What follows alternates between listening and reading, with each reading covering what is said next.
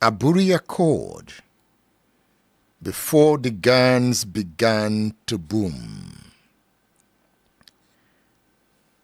What does that mean? In this class, we are going to have a candid talk. It's a continuation of the videos I have been posting, especially on X and TikTok. At the moment, it is the story of Lieutenant Colonel Emmanuel Ajayi, retired. He's giving us first-hand account of the Civil War. Before Ajayi, there was Dr. Yemi Farumbi, who talked about Awolowo's role before the Civil War. If you scroll down my social media pages,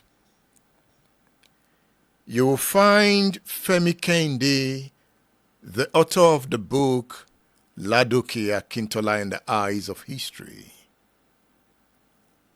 telling the story of the First Republic. So I'm here to enhance the story I have been telling. It is about history. It is about politics. It is about power. We will look at the Aburi Accord on this edition of the program. But before the guns began to boom, what happened? What were the issues and the events before the guns began to boom? The guns boomed during the first coup, that is the January 1966 coup. The guns boomed during the counter coup of July 1966. The guns went angry, and the Civil War ensued. So we will walk down the history lane, understanding where we are coming from. And as we walk down, we'll be consulting political books to broaden the discourse. I hope you're ready for me. I am ready. I'm already with a book here called On a Darkling Plain, a book written by Ken Saro-Wiwa. I'll come to this book. In my promo of this broadcast, I talked about Max Siollun. He's the author of the book Oil Politics and Violence. In the book, he said that the Aburi meeting of January 1967 evolved into perhaps the best documented constitutional debate of all time. That is profound.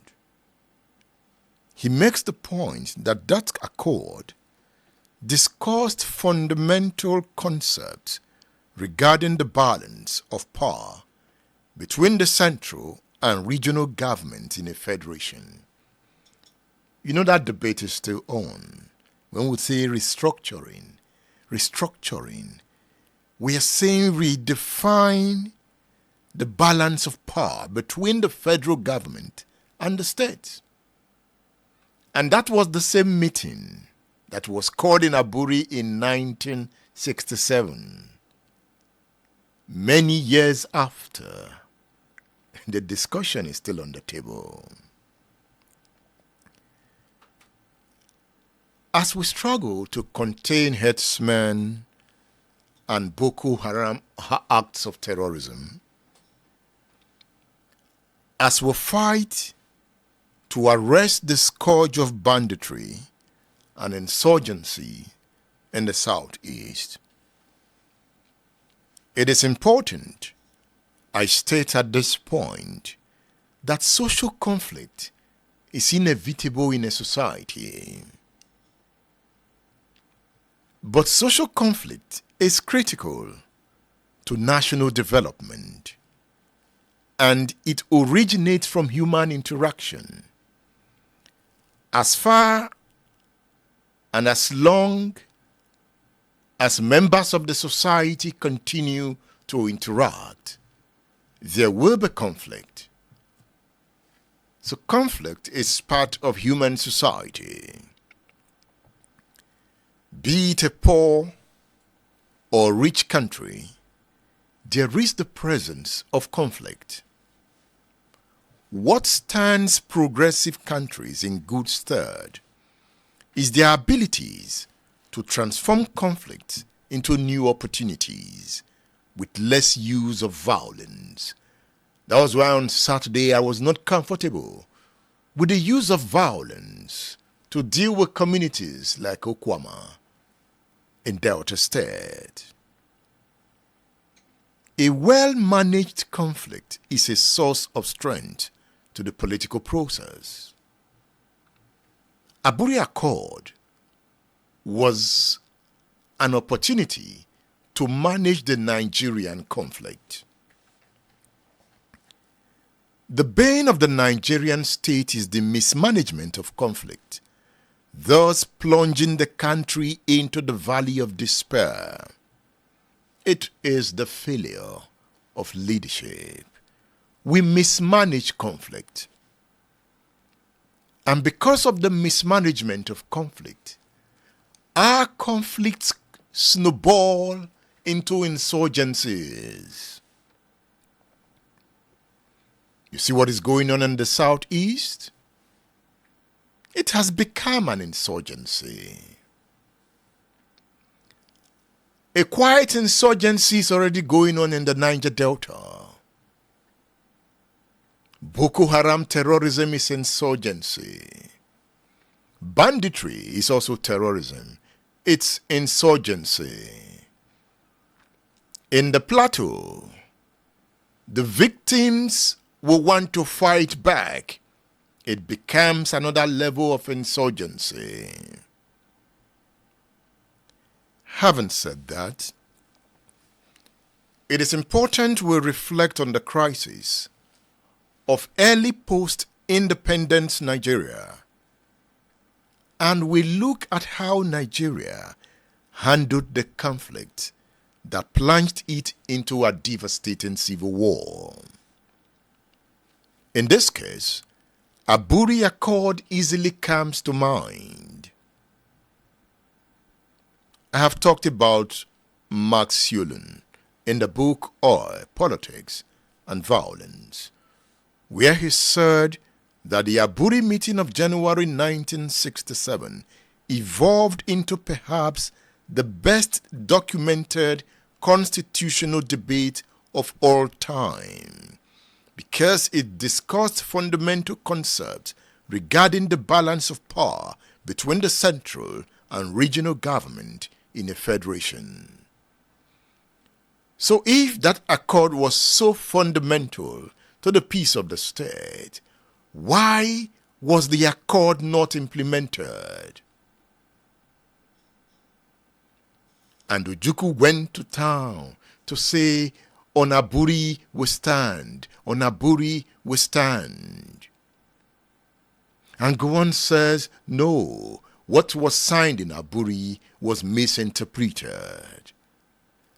And the argument continued, and the war began. The guns began to boom.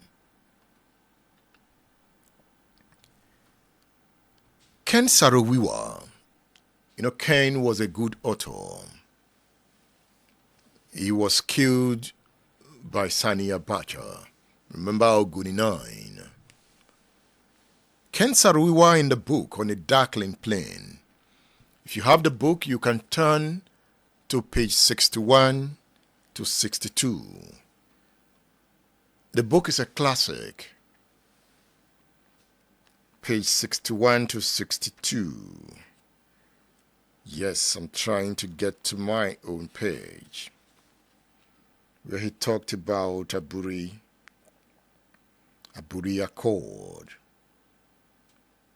So when news came that general agreement has been reached at the cordial meeting in Aburi, there was general elation. Ojukwu returned and spoke in glowing terms of Aburi. I'm reading from Sarowiwa's book. Ojukwu had virtually achieved his confederal aims if the decisions of Aburi were implemented. There was little doubt that peace would return to Nigeria. So Sarowiwa agrees that if Aburi Accord were implemented, peace would have returned. He says the generality of Igbos were cock a hoop about Aburi. It was inconceivable that an Igbo man would go to bargain with Hausas and fail to win. Why did he make that statement in this book? Look at it. He says, it was inconceivable that an Igbo man would go to bargain with Hausas and fail to win. The non-Igbos, on the other hand, were dismayed. It looked as though the nation had sold them to the Igbos. In Rivers circles in particular, there was great agitation. Some showed their dismay openly. I had a rather hot argument with an Igbo pharmacist on the issue. He made it quite clear to me that the Igbos were in no mood to brook argument on what was fast becoming a life and death issue to them. At the University of Nigeria, Aburi was accepted because Ojukwu had said it was acceptable. Interesting. I just read from On a Darkling Plain, an account of the Nigerian Civil War, a book written by Ken Sarowiwa. The book is out of print now. So if you have a copy, you are among the lucky ones. Udara Books has been trying to find copies, but we can't. This is my personal copy, and I just read from it. If you continued reading the book, Sarowiwa said Ojukwu charged that Gowon had had a rethink on the matter and that he had gone back on his words. When they came back from Aburi, Ojukwu was very brilliant in Aburi. So he took the Nigerian side to the cleaners. So they accepted all his argument. He was bright. He spoke impeccable English. He went to Oxford University. So Sarowiwa said, Ojukwu charged that Gowon had had a rethink on the matter and that he had gone back on his words when they returned to Nigeria. Because of that, Ojukwu went on to publish the proceedings at Aburi. He even played back a recording made of the proceedings of the meeting. I'm trying to get that audio. I used to have it, but I checked my hard drive. It's corrupt. I will get it, the meeting of Aburi, so that you would listen to it. What happened in 1967? Sarowiwa in his book said Eastern Nigeria was in ecstasies when Ojukwu returned from Aburi, and Ojukwu's reputation soared. They played back the recordings. I want to see the picture of Ken Sarowiwa because I'm talking about him now. I want to see Ken. I hope you can see the picture of Ken Sarowiwa. I'm talking about his book, On a Darkling Plain. his account of what Aburi was. Eastern Nigeria was in ecstasies, and Ojukwu's reputation soared. The playback of the recording showed him as confident, well-spoken, and witty. Ojukwu had obviously done his homework, Sarowiwa said. Ojukwu had won in that debate, he continues. According to Ken Sarowiwa, Aburi became a cash word in homes, motor parks, markets, and offices. The Aburi recordings were waxed on gramophone records and sold at a high price. They were played and replayed in open places, and soon Aburi's singlet appeared on the street. On Aburi we stand. Aburi is our father. On Aburi we sleep. Aburi or nothing, they sloganized. That is Ken Sarowiwa there. The eastern region, governed by Chukwuemeka Odumegwu Ojukwu, believed it was Aburi or nothing. I want us to listen to Ojukwu. Ojukwu here talks about Aburi, and in this talk, pick his words and give meanings to the tone. The tapes are available. The records are there. In fact, only about 2 weeks ago, I saw a set of the records again.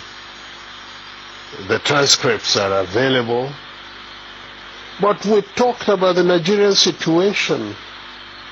And certainly, at the end, everybody says, oh, you told them this, you did that. The fact was that our case was so clear. At Aburi, yes, we agreed on area commands for the armed forces. At Aburi, we agreed that the police force would be decentralized. We agreed on those. Yes.